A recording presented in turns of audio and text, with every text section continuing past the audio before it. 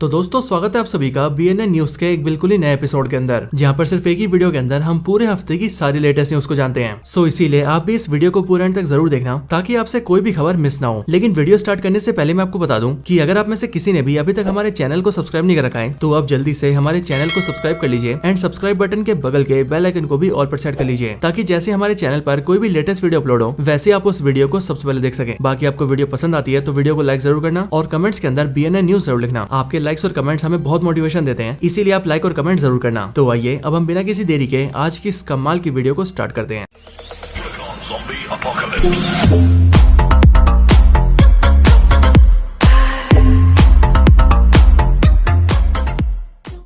तो आइए सबसे पहले बात करते हैं मार्वल की न्यूज के बारे में। एंड मार्वल से जो पहली खबर है वो है अपने डेडपूल 3 को लेकर। तो डेडपूल 3 जिसका ऑफिशियल नाम डेडपूल एंड वुल्वरीन है, उसका ऑफिशियल रन टाइम सामने आ चुका है जो कि है 2 घंटे 7 मिनट का। मतलब कि ये मूवी थिएटर्स के अंदर 2 घंटे 7 मिनट की होने वाली है और इसीलिए इस हिसाब से ये मूवी डेडपूल फ्रेंचाइजी की अब तक की सबसे बड़ी मूवी होने वाली है, क्योंकि इससे पहले की दोनों मूवीज इतनी बड़ी नहीं थी। हालांकि इसके आगे अगर बात करें एक्समैन 97 सीरीज की, तो मार्वल की एक्समैन 97 नाम की एनिमेटेड सीरीज मार्वल के सारे फैंस को बहुत पसंद आई है और इसीलिए मार्वल फैंस ने इस सीरीज को इतना देखा है कि ये सीरीज इस पूरे साल की एनिमेटेड सीरीज के मामले में नंबर 1 सीरीज बन चुकी है। मतलब कि ऐसी एनिमेटेड सीरीज जिसे सबसे ज्यादा बार देखा गया है। हालांकि इसका सीजन 1 तो खत्म हो चुका है, लेकिन वहीं बात करें इसके सीजन 2 की, तो उसको लेकर भी अपडेट सामने आ चुका है और अपडेट ये आ रहा है कि एक्समैन 97 का सीजन 2 भी पूरी तरह से तैयार है और करंट टाइम पर इसकी एडिटिंग पर काम चल रहा है। इसके साथ ही मार्वल वालों ने यह भी बताया कि एक्समैन 97 का सिर्फ सीजन 2 नहीं बल्कि सीजन 3 भी आएगा। यानी कि इसके सीजन 1 को देखते हुए मार्वल ने इसके 2 और सीजन को तो पक्का कर दिया है। चलिए अब यहाँ पर सीरीज की बात हो रही है तो मैं आपको कुछ और सीरीज के बारे में बताता हूँ। अब इनमें से पहली एको सीरीज, जी हाँ मार्वल की वही एको सीरीज जिसे ज्यादा फैंस ने पसंद नहीं किया था, लेकिन अब पता नहीं कैसे ये एको सीरीज डिज्नी प्लस के ऊपर साल 2024 की सेकंड मोस्ट वॉच सीरीज बन चुकी है। इसके अलावा अगर बात करें मिस मार्वल सीरीज की, तो इसका सीजन 1 भी लोगों को पसंद नहीं आता, लेकिन अब पता नहीं इसको लेकर ऐसे रूमर सामने आ रहे हैं कि मार्वल वाले इसके सीजन 2 को प्लान कर रहे हैं और इसीलिए हो सकता है कि बहुत ही जल्द इसके सीजन 2 को लेकर कोई अनाउंसमेंट सामने आ जाए। तो चलिए अब बात करते हैं मार्वल की एक बड़ी अनाउंसमेंट के बारे में। सो अब तक कुछ ऐसा होता था कि मार्वल के अंदर जो भी चीजें बनाई जाती थी उन सारी चीजों को मार्वल स्टूडियोज देखता था, फिर चाहे वो लाइव एक्शन मूवीज हो, टीवी सीरीज हो या फिर एनिमेटेड सीरीज हो, और इसीलिए मार्वल स्टूडियोज के ऊपर काफी ज्यादा प्रेशर होता था। लेकिन अब मार्वल ने 3 डिविजन्स बना दिए हैं, जिनमें से पहला है मार्वल स्टूडियोज, दूसरा होगा मार्वल टेलीविजन और तीसरा होगा मार्वल एनिमेशन। और इसीलिए मार्वल स्टूडियोज अब से सिर्फ मूवीज पर काम करेंगे। मतलब कि जितनी भी लाइव एक्शन मूवीज आएंगी वो सब के सब मार्वल स्टूडियोज के अंडर होंगी। इसके अलावा जितनी भी टीवी सीरीज आएंगी उन्हें संभालेगी मार्वल टेलीविजन, और एज ऑफकोर्स जो मार्वल एनिमेशन है वो मार्वल की सारी एनिमेटेड सीरीज को संभालेंगी। एंड इस तरह से मार्वल वाले अपना काम काफी आसान कर सकते हैं। हालांकि इसके साथ ही मार्वल ने एक और अनाउंसमेंट कर दी है, एंड वो अनाउंसमेंट है अगाथा की सीरीज को लेकर, जिसका नाम रखा गया है अगाथा ऑल अलोंग, और ये सीरीज इस साल 18 सितंबर को आएगी, वो भी डिज्नी प्लस के ऊपर। चलिए इसके आगे बात करते हैं स्पाइडरमैन के बारे में। तो स्पाइडरमैन की तरफ से स्पाइडरमैन नोआर नाम की एक नई मूवी आ रही थी, जिसके अंदर हमें स्पाइडरमैन नोआर की स्टोरी दिखाई जाने वाली थी। सो इसी वाली मूवी को लेकर ये अपडेट सामने आया है कि अमेज़न प्राइम ने इस वाले प्रोजेक्ट को हरी झंडी दिखा दी है और इसीलिए ये स्पाइडरमैन नोआर अमेज़न पर कास्ट होगा। हालांकि ये एज अ मूवी आएगी या फिर सीरीज ये अभी तक कंफर्म नहीं हुआ है, लेकिन जहां तक बताया जा रहा है ये एज अ सीरीज आने वाली है। और हाँ, इसके अंदर जो स्पाइडरमैन नोआर को प्ले करेंगे वो होंगे अपने निकोलस केज, जिनको लेकर पहले से रूमर सामने आ रहे थे। इसके अलावा बात करें मैडम वेब मूवी के बारे में, तो मैडम वेब मूवी भी काफी चौंका रही है, और वो इसीलिए क्योंकि अभी हाल ही में पता लगा है कि नेटफ्लिक्स यूएस के ऊपर, मतलब कि जो नेटफ्लिक्स यूएसए के अंदर दिखाया जाता है उसके ऊपर मैडम वेब मूवी सबसे ज्यादा बार देखी गई है, एंड वो नेटफ्लिक्स यूएस की मोस्ट वॉच मूवी बन चुकी है। अब पता नहीं कैसे, लेकिन सच तो यही है। हालांकि इसके साथ ही अगर बात करें सिल्क नाम के प्रोजेक्ट की, तो आपको पता होगा कि सोनी यूनिवर्स के अंदर सिल्क स्पाइडर सोसाइटी नाम से एक नई सीरीज आ रही थी, और इस सीरीज पर भी अमेज़न वाले काम कर रहे थे। लेकिन अभी हाल ही में अमेज़न प्राइम ने इस बात को साफ कर दिया है कि उन्हें इस प्रोजेक्ट के अंदर कोई इंटरेस्ट नहीं है, और इसीलिए वो लोग इस सीरीज को अपने प्लेटफॉर्म पर कास्ट नहीं करने वाले। इसके साथ ही जब से अनाउंसमेंट सामने आया तब से ये बातें भी सामने आ रही है कि शायद से सिल्क स्पाइडर सोसाइटी को स्क्रैप कर दिया जाएगा, क्योंकि इस वाली सीरीज को लेकर ज्यादा लोग इंटरेस्टेड नहीं है। चलिए अब इसके आगे बात करते हैं एक्टर रियान गोसलिंग के बारे में। तो इनसे अभी हाल ही में एमसीयू के बारे में पूछा गया था और उनसे कहा गया था कि वो एमसीयू के अंदर क्या प्ले करना चाहते हैं। तो इसी बात पर उन्होंने ये जवाब दिया है कि अगर उन्हें एमसीयू के अंदर काम करने का मौका मिलता है तो वो मार्वल सिनेमैटिक यूनिवर्स में घोस्ट राइडर को प्ले करना चाहते हैं, क्योंकि उनके हिसाब से वो इस कैरेक्टर को काफी अच्छे से प्ले कर सकते हैं। हालांकि इसी के अगर बात करें स्टार लॉर्ड के बारे में, यानी कि एक्टर क्रिस प्रैट के बारे में, तो इनसे भी अभी हाल ही में पूछा गया था कि guardians of the Galaxy volume 3 के बाद क्या वो एमसीयू में आगे दिखेंगे या फिर उनके को स्टार्स की तरह उन्हें भी डीसी के अंदर कास्ट कर लिया जाएगा। सो इसी बात पर जवाब देते उन्होंने ये बताया कि वो ना तो सिर्फ एमसीयू में दिखेंगे और ना ही सिर्फ डीसी के अंदर, बल्कि उनके हिसाब से वो दोनों जगह दिखेंगे। हालांकि क्रिस प्रैट की इस वाली बात में काफी दम लगता है, और वो इसीलिए क्योंकि नए डीसीयू को लेकर काफी टाइम से ऐसे रूमर सामने आ रहे हैं कि जेम्स गन के नए डीसीयू के अंदर actor Chris Pratt Booster Gold को प्ले कर सकते हैं। So let's see in future क्या होता है। चलिए बात करते हैं मार्वल की आखिरी न्यूज के बारे में, और ये खबर काफी इंटरेस्टिंग है। असल में भी हाल ही में कुछ ऐसा हुआ कि एक अनजान से बंदे ने सोशल मीडिया के ऊपर मार्वल के प्रोजेक्ट्स की कई सारी इन्फॉर्मेशन को लीक कर दिया है और इसके साथ ही captain America brave new world जो कि कैप्टन अमेरिका 4 है, उस बंदे ने उस मूवी के फुटेज को भी सोशल मीडिया पर डाल दिया है एंड वो वाला फुटेज मूवी का काफी इंपॉर्टेंट सीन था। सो इसीलिए ये सब देखकर मार्वल वाले काफी एक्शन में आ चुके हैं और वो अपनी पूरी जान लगाकर इस बंदे को ढूंढ रहे हैं और इसके लिए उन्होंने लॉ का भी सहारा लिया है एंड वो कानूनी रूप से इस बात का पता लगा रहे हैं कि जिस सोशल मीडिया अकाउंट से ये सारी चीजें पोस्ट की गई है उस अकाउंट का मालिक कौन है। इसके साथ ही मार्वल वालों ने इंस्टाग्राम से भी बात की है और इंस्टाग्राम से मार्वल ने ये बोला है कि वो उस बंदे की डिटेल मार्वल को दे दें ताकि मार्वल वाले उस बंदे को जल्द से जल्द पकड़ सकें। सो यही कुछ न्यूज थी मार्वल की तरफ से। अब मार्वल के आगे चलिए बात करते हैं डीसी की न्यूज के बारे में। तो हर बार की तरह इस बार भी डीसी को लेकर काफी कम न्यूज सामने आई है, लेकिन जो भी न्यूज सामने आई है वो काफी इंपॉर्टेंट है। सबसे पहले तो डीसी वालों ने और जेम्स गन ने इस बात को फाइनल कर दिया है कि वो लोग सुपरगर्ल मूवी के ऊपर जोरों शोरों से काम कर रहे हैं और उसके साथ ही उन्होंने इस मूवी की रिलीज डेट को भी अनाउंस कर दिया है और इस मूवी की रिलीज डेट है 26 जून 2026। मतलब कि अगले साल के जुलाई में सुपरमैन की मूवी आएगी एंड देन उसके अगले साल के जून 26 को सुपरगर्ल की मूवी आएगी। इसके साथ ही डीसी के कैरेक्टर नाइटविंग को लेकर भी एक अपडेट सामने आया है। असल में डीसी की शज़ैम मूवीज के अंदर जो एक्टर शज़ैम के बचपन के रोल को प्ले करते हैं यानी कि एक्टर एशर एंजल, उन्होंने अपने सोशल मीडिया के ऊपर नाइटविंग की फोटो को शेयर किया है और इसीलिए जब से फैंस ने इस वाले पोस्ट को देखा है तब से सभी फैंस इस बात का अंदाजा लगा रहे हैं कि हो ना हो actor Asher angel new DCU के अंदर नाइटविंग को प्ले कर सकते हैं। वैसे यही सारी खबरें थी डीसी की तरफ से। अब डीसी के बाद चलिए बात करते हैं कुछ अदर न्यूज के बारे में। तो यहाँ पर सबसे पहली खबर है प्लैनेट ऑफ द एप्स को लेकर। तो आप सभी को पता होगा कि इस फ्रेंचाइजी की चौथी मूवी अभी हाल ही में रिलीज हुई थी जिस मूवी का नाम था kingdom of the planet of the apps and ये मूवी काफी अच्छी कमाई कर रही है। सो इसीलिए इस मूवी के मेकर्स ने ये बोला है कि उनके पास इस फ्रेंचाइजी की और भी कई सारी मूवीज हैं। उनके अकॉर्डिंग इस पूरी फ्रेंचाइजी के अंदर 9 मूवीज आएंगी और इनमें से 4 मूवीज आ चुकी हैं, इसीलिए इन फ्यूचर टोटल 5 मूवीज और आएंगी एंड देन जाकर इनका पहला सागा खत्म होगा। इसकी अगली खबर है द बॉयज को लेकर। सो द बॉयज का सीजन 4 अगले महीने आने वाला है, लेकिन इसको लेकर अपडेट ये सामने आया है कि द बॉयज के मेकर्स ने इस बात का अनाउंस कर दिया है कि वो लोग द बॉयज का सीजन 5 भी लेकर आएंगे। हालांकि इसके साथ ही जापान के अंदर गो गो लूजर रेंजर नाम से एक मांगा सीरीज आई थी और वैसे तो ये मांगा सीरीज कुछ साल पहले आई थी, लेकिन अब जाकर इस सीरीज की पॉपुलैरिटी काफी ज्यादा बढ़ चुकी है। लेकिन बड़ी बात तो ये है कि जब इसके डायरेक्टर से इसकी पॉपुलैरिटी के बारे में पूछा गया तब उन्होंने ये बताया कि उनकी ये मांगा सीरीज पूरी तरह से द बॉयज के ऊपर बेस्ड है। मतलब कि इस मांगा को बनाने के लिए उन्होंने द बॉयज के कैरेक्टर से बहुत ज्यादा इंस्पिरेशन ली है और वैसे भी अगर आप इस मांगा को पढ़ेंगे तो आपको पता लगेगा कि इसके अंदर भी द बॉयज जैसे एंटी हीरोज हैं। मतलब कि ऐसे हीरोज जो कि दिखाते हैं कि उन्हें दुनिया की बहुत परवाह है लेकिन असलियत में उन्हें किसी की परवाह नहीं होती। चलिए इसके आगे बात करते हैं टर्मिनेटर 0 नाम से एक नई एनिमे सीरीज के बारे में। तो इसी टर्मिनेटर 0 का फर्स्ट लुक सामने आ चुका है। मैं आपको इसे आपके सामने दिखा रहा हूँ और देखने में ये फर्स्ट लुक काफी औसम लग रहा है। इसके साथ ही इस एनिमे सीरीज को नेटफ्लिक्स वाले बना रहे हैं और वो लोग इस सीरीज को इसी साल 29 अगस्त को रिलीज कर देंगे। और वैसे इस वाली सीरीज को लेकर ये कहा जा रहा है कि ये टर्मिनेटर 0 टर्मिनेटर यूनिवर्स से कनेक्टेड होगी। इसके आगे बात करें माय हीरो अकेडमी के सीजन 7 के बारे में, तो इसको लेकर भी ये अपडेट सामने आया है कि इसके सीजन 7 के अंदर टोटल 21 एपिसोड्स होंगे। और इसके आगे अगर बात करें जुजुत्सु काइसेन के बारे में, तो जुजुत्सु काइसेन वाले एक फेस्ट करवा रहे हैं जिस फेस्ट का उन्होंने नाम रखा है जुजु फेस्ट 2024 और ये फेस्ट होगा इस साल 25 अगस्त को। और ये फेस्ट काफी कमाल का होने वाला है क्योंकि इस फेस्ट के अंदर लाइव परफॉर्मेंस होंगे और इसमें सभी तरह के एनिमे आर्टिस्ट और वॉइस एक्टर्स भी आएंगे। इसके आगे बात करें सोलो लेवलिंग के बारे में, तो इस वाले एनिमे से भी एक बड़ा अपडेट सामने आया है। असल में अभी हाल ही में ये बात पता लगी है कि सोलो लेवलिंग एनिमे के मेकर्स ने इसके 2 वर्जन्स को क्रिएट किया था। पहला वर्जन जापान के लिए था और दूसरा वर्जन बाकी दुनिया के लिए। और इन दोनों एनिमे वर्जन्स में डिफरेंस ये था कि जो वर्जन जापान के लिए बनाया गया था उसके अंदर बैकग्राउंड का आर्ट और कई सारे कैरेक्टर्स के नाम को बदल दिया गया था और ऐसा इसीलिए ताकि जापान की जो ऑडियंस है उसे ये सीरीज ज्यादा फैमिलियर लगे। चलिए इसके आगे बात करते हैं स्टार वॉर्स के बारे में। तो स्टार वॉर्स की जो star Wars the Phantom menace movie है वो वैसे काफी पॉपुलर मूवी है, लेकिन अभी इस वाली मूवी को लेकर ये खबर सामने आई है कि स्टार वॉर्स की सारी मूवीज में से ये वाली मूवी को सबसे ज्यादा बार देखा गया है और वो भी डिज्नी प्लस के ऊपर। हालांकि इसके अलावा अगर अल्ट्रामैन की बात की जाए तो इस वाली मूवी का भी पोस्टर सामने आ चुका है जिसे आप सब अपने सामने देख सकते हैं। इसके साथ ही इसका एक ट्रेलर भी ड्रॉप हुआ है, अगर आप देखना चाहें तो यूट्यूब पे जाके देख सकते हैं। साथ ही साथ नेटफ्लिक्स ने ये भी अनाउंस कर दिया है कि ये मूवी अगले महीने 14 तारीख को रिलीज होगी यानी कि 14 जून को। एंड अब आखिर में अगर बात करें GTA 6 के बारे में, तो GTA 6 को लेकर भी ये अपडेट सामने आया है कि ये गेम अगले साल के ठंड में रिलीज होगी।